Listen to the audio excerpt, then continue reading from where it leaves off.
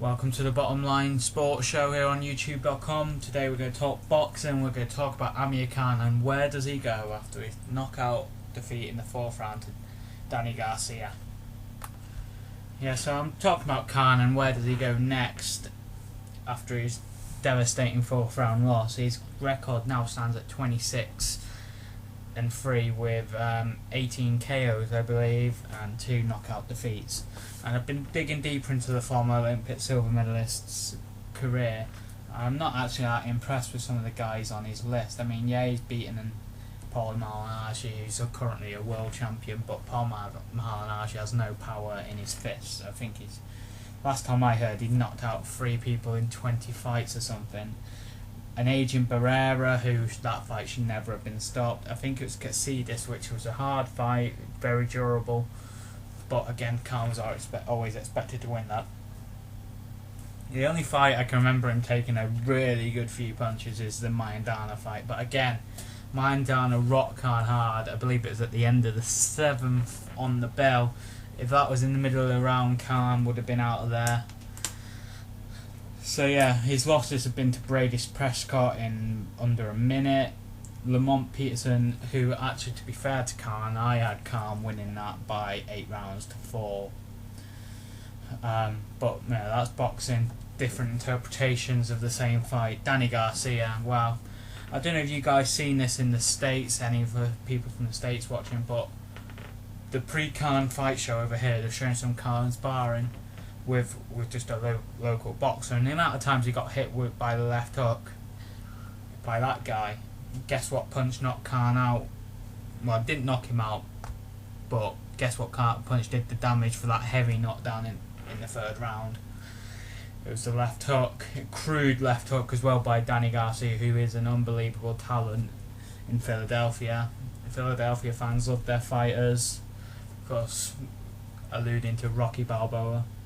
But yeah, I remember Khan's early career. I think it was 5 fights into his career and he fought this unknown guy called Willie Limond. Willie Limond knocked him down in the 3rd round. The referee done the slowest ass count ever, and Khan went on to stop him in the 7th round. The thing with Amir Khan is he gets a bit brave. If he's hurt, he doesn't cover up for a couple of rounds, sacrifice a couple of rounds, even take a 10-8 round by not really doing a lot. Just he gets too much. He's got too much bravado, and it's like a sort of red mist descends on him, and he just feels the need to start swinging. And he got caught. He got caught by Danny Garcia. That's a bit because Khan was winning that fight until that left hook. Khan didn't look in any trouble. He was landing his punches, and then one punch can change a fight in boxing. So where does Khan go next from here is why I'm doing this video. There's been 3 options touted around. One of them definitely isn't Floyd Mayweather, which was being talked about by the Khan camp before a world title fight. Why do you need to talk about fighting your Floyd Mayweathers before the fight, before a title fight? Just concentrate on the man you're fighting. Otherwise, if you overlook him, you risk the chance of not training hard. I'm not saying that's an excuse for Khan. He hasn't hid behind that excuse. Danny Garcia was just clearly the better fighter on the day, and perhaps on another day too, if they have a rematch, which is one of the options being bandied around. Why you'd want a rematch so soon with someone who knocked you out in 4 rounds, I don't know why any promoter would promote that. But if Khan had this and got knocked out again, he's done. He's done at the top level. There's no way back for Amir Khan if he takes that. The other one would be another option being mainly courted by Carl Froch is for Khan to hang up the gloves and just say enough is enough. Made my money.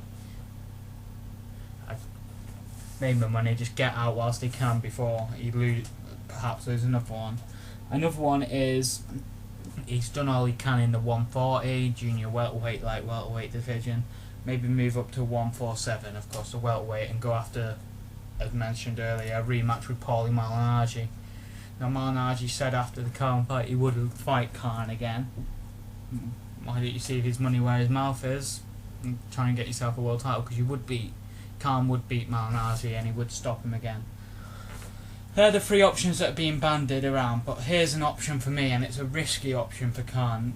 there's a guy in the UK, a lot of you will know who he is, a lot of you may not have heard of him, called Kell Brook.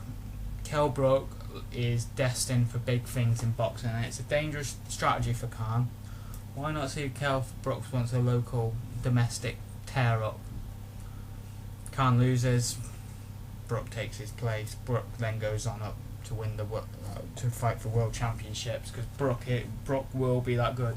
Although in his last fight he didn't really show it, but yeah, that's what I think Amir Khan should do. I think he should fight Kell Brook in Manchester, in London. It will sell out anywhere in this country. It'll be a major fight in this country, and then maybe then he can get himself back up on that world championship ladder. Anyway, this has been the Bottom Line Show and your fight. I've run over time on my first one. It's meant to be a 5-minute segment, if you like, and it's gone 6 minutes long now, so peace out. I'm gonna go.